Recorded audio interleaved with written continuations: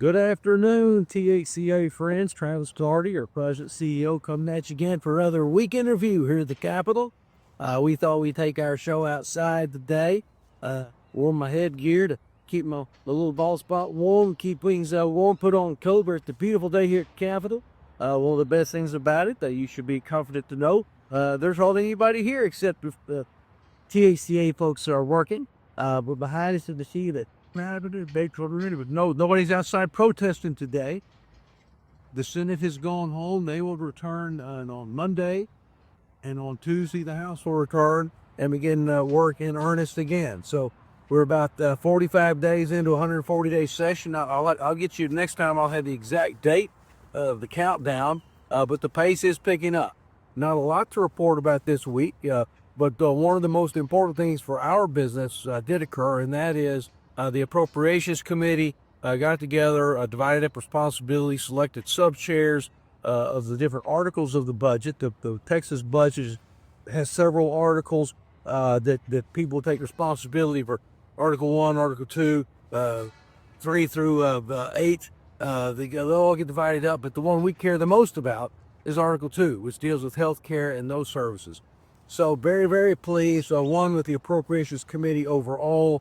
Dr. Greg Bond will continue to serve as our chairman, but he will be working with Angela Orr from Hillsborough, will be the chair of Article 2. And so they will begin work Tuesday. Tuesday will be the hearing of the Article 2 subcommittee. Tuesday will be invited testimony, and we'll really focus a lot in on HHSC and its executive commissioner and others who will testify on behalf of the commission. And then other invited testimony that's particularly important to stakeholders that will be there for that would be Tuesday. They meet. It could be the 8th part. It's invited it's open to the public. It's your Capitol, it's your committee, and you have a right to be there. You can also go online through Texas government site and go to Texas House, and you can stream the committee hearing live as well. So it's very self-explanatory. Just Google Texas House, and you'll get to it for live videos. And you can watch the hearing yourself, and I would encourage you to do so. So Tuesday at 8, and then Wednesday at 8, public testimony is being invited. And if you want to come to us, hey, come on. And I think it'll be great for people to hear of those issues. We're working on some testimony on behalf of PHCA and other care organizations. We'll be doing the same thing. But we're looking forward to starting the process of how to go to fund healthcare in Texas in the next budget. Don't want to go through the other members, and once you pay very close attention, we'll be putting this up on the THCA website with the link to the other members, and all members are important. We're going to be talking to all 150 in the House and 31 in the Senate. But in this committee, there's some very, very strong members, friends and colleagues of mine from my years of service. So the District Angela, Chairman Orr, Article 2 Chairman, a Republican from Hillsborough. We have Donald Howard, a longtime member from Austin. He just serves as the vice chair as a Democrat. Jeff Berry is a freshman from Brazoria County. He's a Republican. His first time to serve on that meeting. That's part of the feather in his cap for freshman to be selected and given the opportunity to serve on the Appropriations. Likewise, Caroline Fairley, freshman from a Republican from Amarillo, is serving on this committee. And then really I'm looking forward to working with her. I know she has a real interest in healthcare and the things that are happening there. Vinton Jones is coming back, the Democrat, served last session from Dallas.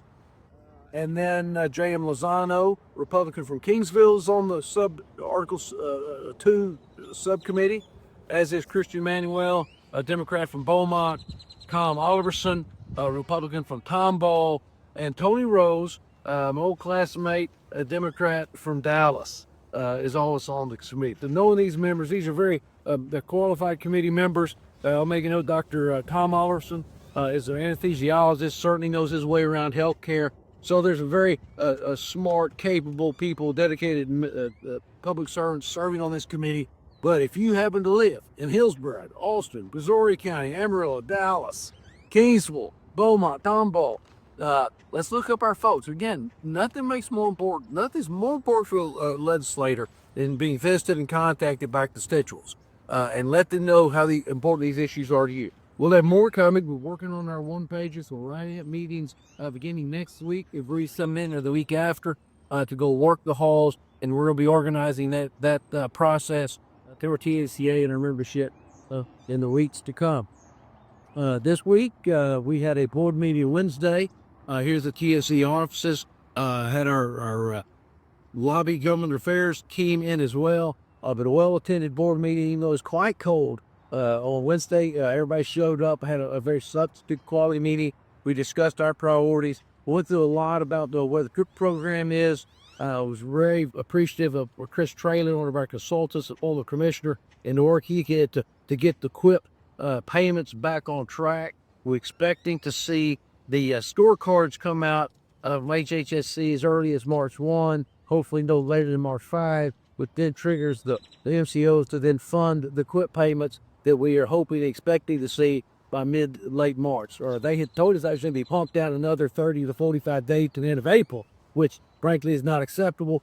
And Chris made that point well, so we got that back on track. But it's really kind of indicative of the legislation that we'll be filing. We'll deal with presumptive eligibility, where we can make sure we streamline that process with the trial process. Again, it's not so much that we know it's been done in the past time. It's just we've got to get the agency to focus in, and of course, anything we can do to help them accomplish that to the betterment of our members, and so we can take better care of our residents, we're going to help them do it.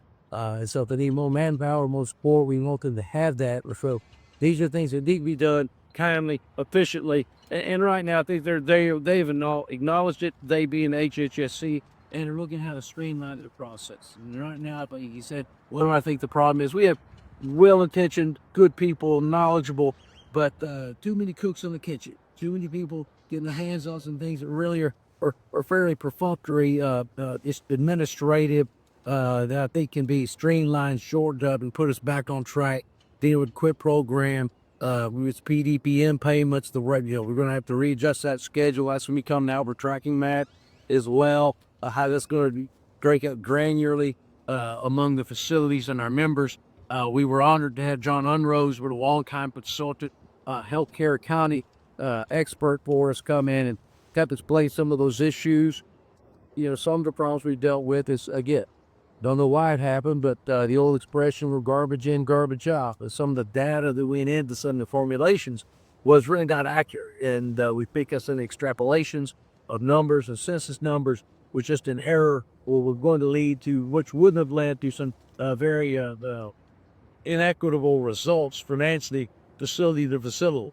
So again, we're working on that. But in the meantime, the name of the game and our top role for the next week is to be meeting with members. I know I have meetings with Chairman Ward and Chairman Hull, who's chairing the Health Human Services Committee in the House next week. And several of our members are meeting the other folks about carrying our legislation to move these things forward.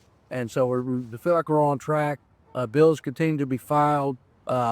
Committees other than appropriations won't meet again for another week or two, I think. But they will begin, and we want to be in that space where we can either get our deals kicked out of the Speaker's office, the science committees, and push for hearing dates. It's like a lot of other things. The harder you work, the luckier you get. And when it comes to moving legislation, time is the enemy, and we want to move expeditiously, get our bill authors to get a hearing, get them set, lay out the bills, and let's move them along, get them on the floor, and let's do some good for healthcare in Texas, and do good, do right by our employees, get some more funding and resources available as we push on those issues, get a fair regulatory environment, and all things being done with an eye towards our paramount goal, and that is to take care of the people who put care of us. That's what this is all about, Blaine. Quality care of the elderly of Texas, and I could not be more proud of you and our members of THCA. We're having some new members join on. I hope by the time we talk here next week or two, I'll have some more good news about how THCA is growing and expanding. We're reorganizing our committees. They've been reaching out to our members, and so if you want an opportunity to serve in the THCA, we have spots. We'll find a place. We'll find a place. It's a great opportunity to learn more about your profession, and also to help us move our mission forward with the Texas Healthcare Association. So, folks, that's going to be the weekend review for us. I could keep talking, but I'm going to be honest with you. It's getting a little chilly out here. So it's been a nice cold break. I guess the groundhog was right. Winter's still sticking around. I think the warm weather's come in. Y'all get out and enjoy the nice weather. Enjoy the change of seasons. Come visit the capital. And as always, God bless you. God bless Texas. Goodbye.